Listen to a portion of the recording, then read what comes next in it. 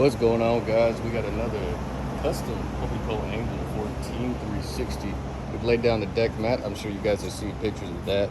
We also got ourselves a Torqeedo installed, and this is all running by a cable system that is going to control the steering. So he'll be hands-free on the steering.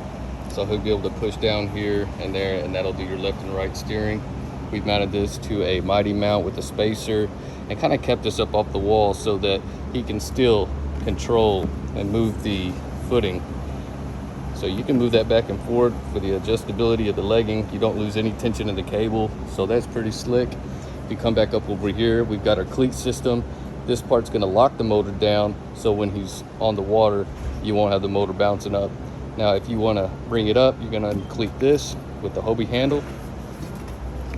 We got to unlock it first. There you go. We unlock it there.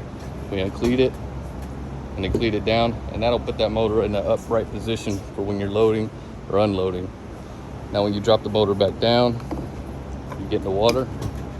We'll drop that down there. And he's going to take that, pull up on it, cleat that down, and that's going to keep that motor locked into place, keep it from bouncing back and forth. All right, well, there it is, guys. Hope y'all enjoyed the video. Y'all have a good day.